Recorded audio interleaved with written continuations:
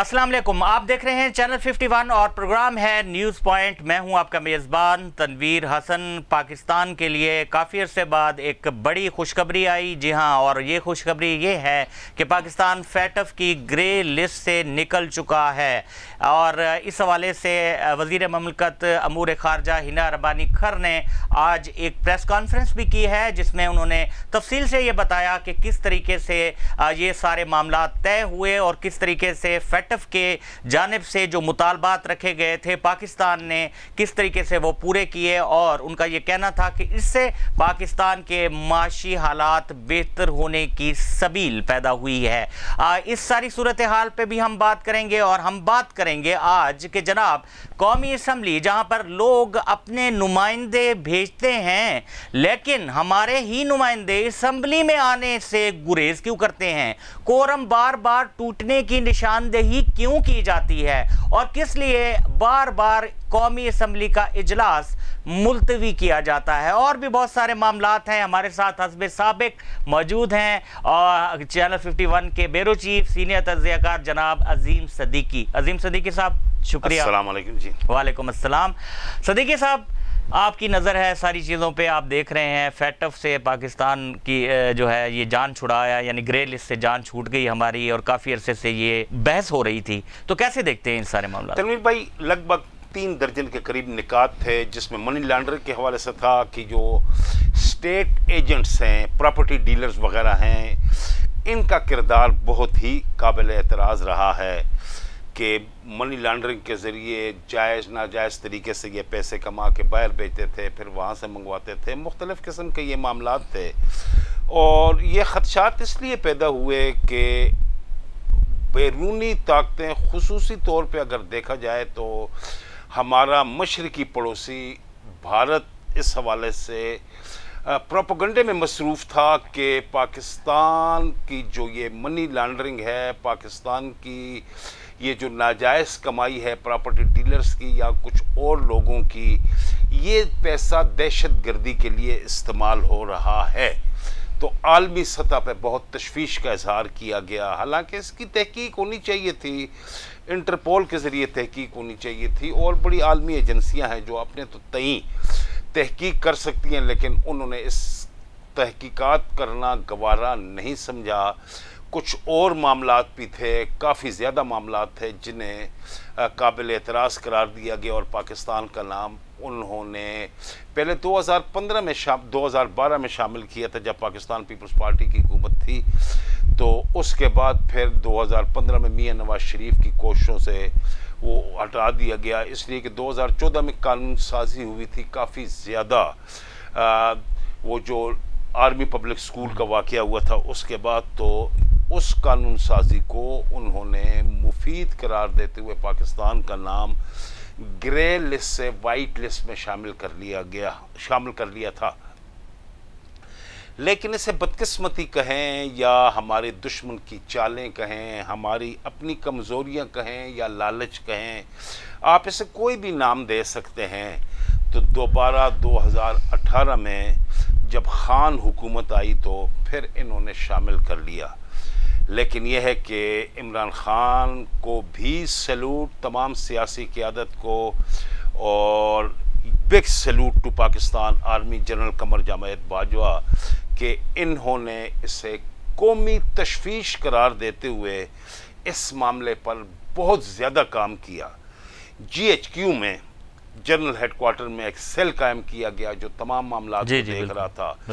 SCCP security exchange corporation of Pakistan, उसमें भी ये मामला देखे जा रहे थे। FIA देख रहा था, ISI देख रही थी, इंटेलिजेंस ब्यूरो देख रही थी, पाकिस्तान की चारों सूबाई जो हमारी स्पेशल ब्रांच हैं वो देख रही थी। मकसद ये है कि मामला कौमी था, पाकिस्तान की पोजीशन बहुत ख़राब हो रही थी जिसकी वजह से हर इदारे की इस पर नज़र थी। कानून साजी हुई, मुश्तरका कोशिशें अपोजिशन की, हुकूमत की, पाकिस्तान आर्मी की, ये सारी कोशिशें रंग लाईं और अल्लाह तबारक व तआला के करम से जुम्मे के रोज़ इस मामले पे वाज़ेह मौक़िफ़ आ गया है। लेकिन रस्मी तौर पे फेटफ की टीम आएगी, पाकिस्तान में आके जायज़ा लेगी, GHQ कोर सेल का भी दौरा करेगी, मुख्तलिफ चीज़ें आके देखेगी, और उसके बाद यकीनी तौर पे वो कहते हैं ना कि जिस तरह किसी भी की तैनाती हो सरकारी अफसर की या कोई भी हुकूमत, जिस तक गज़ट नोटिफिकेशन ऑफ पाकिस्तान में उसका जिक्र न हो तो उस वक्त तक वो काबिल अमल नहीं होता। तो अक्टूबर में ये मामला हमारा सामने आ जाएगा। इंतहाई खुश आइंद पहलू है, वज़ीर आज़म ने भी बड़ी खुशी का इजहार किया है, इक़्तिसादी पहलू के हवाले से भी बहुत बेहतर है। अब यह है कि यूरोपियन कंट्रीज़ हो या अमेरिका हो, बरतानिया हो या और ममालिक पाकिस्तान से तिजारत करने में उन्हें किसी भी किस्म का कोई रुकावट उनके सामने नहीं होगी कि पाकिस्तान का नाम तो ग्रे लिस्ट में शामिल है, हम इसके साथ खुल के तिजारत क्यों करें। अल्लाह ने बहुत करम किया है, और उसके साथ ही तुसी देख रहे हो बारिश जड़ी हो रही है, रहमत है अल्लाह तबारक व तआला दी तरफ। बिल्कुल। अच्छा, नहीं सदीकी साहब, ये आपने, मैं अभी आपसे यही पूछने वाला था कि ये जो ग्रे लिस्ट की बात और बड़ी चली हर कॉर्नर से, और उसको अब ये है कि ज़ाहिर है कि ये जो मखलूत हुकूमत है PMLN की, ये अपना क्रेडिट ले रहे हैं ये लोग कि जनाब हमने ये किया, और इस तरीके से जो साबिक़ गवर्नमेंट है उनकी जानिब से जो उनके अहदेदार हैं वो ये कह रहे हैं कि जनाब ये हमारी वजह से हुआ। अच्छा, अब मैं आपसे ये पूछना चाहता हूँ कि ये तो हो गया, हमारे माशी हालात भी ख़राब हैं, तो क्या ये जो हमें एक खुशखबरी मिली है इसका कोई करार वाकई हमें फ़ायदा होगा, यानी माशी हवाले से? यकीनी तौर पे होगा। जो कम से कम यूरोपीय यूनियन के साथ जो हमारी तिजारत हो रही है उसमें भी उम्मीद यही की जा रही है कि इंशाअल्लाह ताला बहुत बेहतर सूरत में आगे जाएगी। और जहाँ तक आपने सवाल किया कि क्रेडिट लेने की कोशिश मौजूदा हुकूमत कर रही है, तो मौजूदा हुकूमत तो सिर्फ आप कहें तो इन्होंने तो अपना वज़ीर ममलकत ख़ारजा हिना रब्बानी खार को भिजवाया था कि जाके पूरी सूरत हाल का जायज़ा ले, लेकिन हमाद अज़हर की कोशिशें काबिल सताइश हैं, अच्छी कोशिशें उसने की हैं। साबिक़ वज़ीर इक़्तिसादी उमूर जो हैं और साबिक़ हुकूमत इमरान ख़ान की कोशिशें भी बहुत ही बेहतर हैं, यकीनी तौर पे कही जा सकती है। हमारा सियासी इख्तिलाफ है, इख्तिलाफ हो सकता है, किसी से भी आप कर सकते हैं, लेकिन हकीकत को आप नहीं छुपा सकते।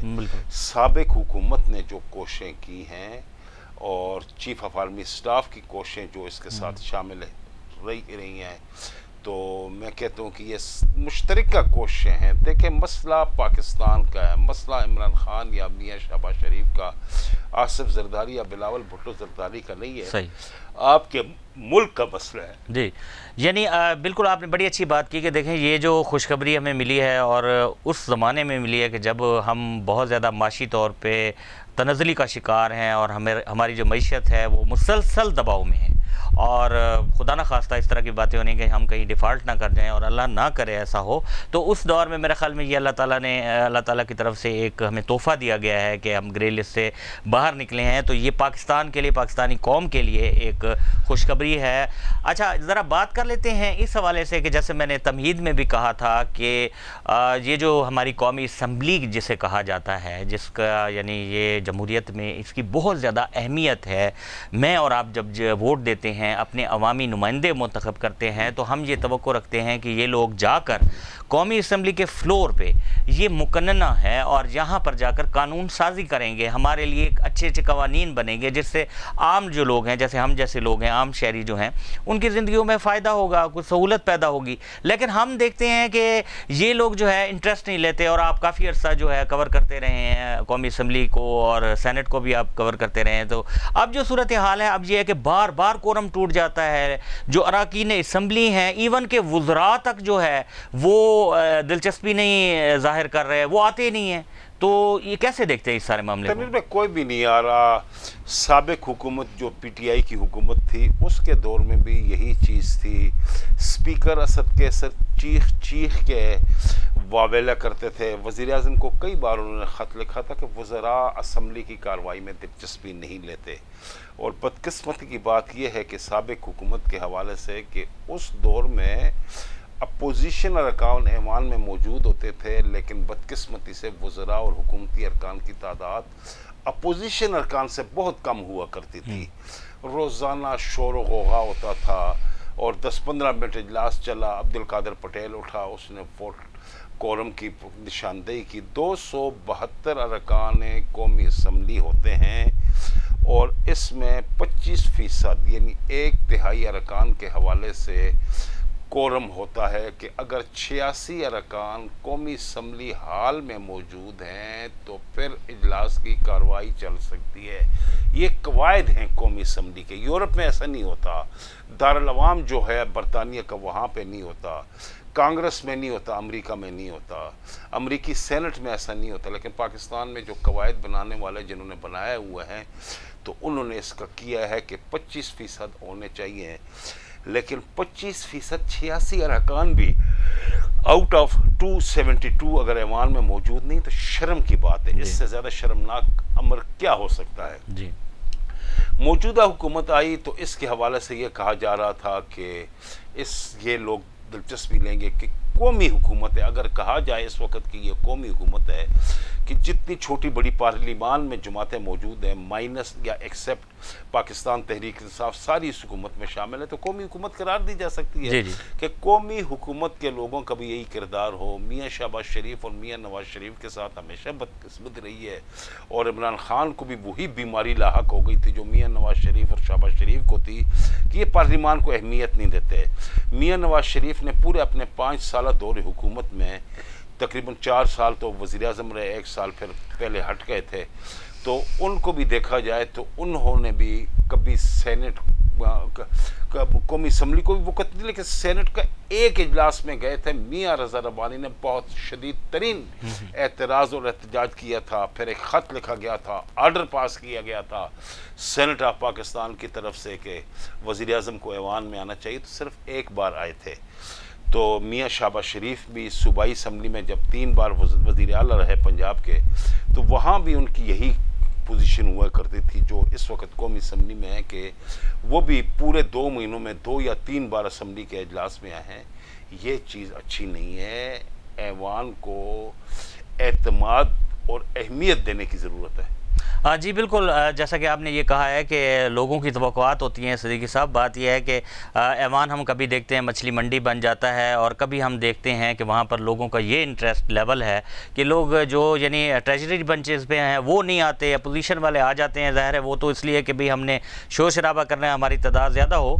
तो जो ट्रेजरी बेंचेस वाले लोग हैं वो कहते हैं ठीक है, रूल ऑफ बिज़नेस जो है चले चले ना चले ना चले। तो ये सारी सूरत हाल मेरे ख्याल में देखनी चाहिए। तो नाज़रीन, बात यह है कि आखिर में फिर हम मुबारक देंगे पूरी कौम को कि हम फेटफ की ग्रे लिस्ट से निकल चुके हैं। और दूसरी बात यह है कि कौमी असम्बली जो है वो एक अहमियत रखती है किसी भी पार्लिमानी निज़ाम में और इसका एक एहतराम होता है और इससे लोगों की बहुत ज़्यादा तवक्कुआत होती हैं। ये तवक्कुआत कौन पूरी करेगा? ये तवक्कुआत जनाब पूरी करेंगे हुकूमती अरकान भी और अपोजिशन के लोग भी। इनका ये फ़र्ज़ बनता है। और अब मैं ये भी कहना चाहूँगा, इस पर हम किसी नेक्स्ट प्रोग्राम में बात करेंगे कि जनाब लोगों का इस पार्लिमानी निज़ाम से एतबार और एतमाद आहिस्ता आहिस्ता उठता जा रहा है। ये कोई अच्छी बात नहीं है, इसको भी देखना चाहिए, इस पर भी बात करेंगे।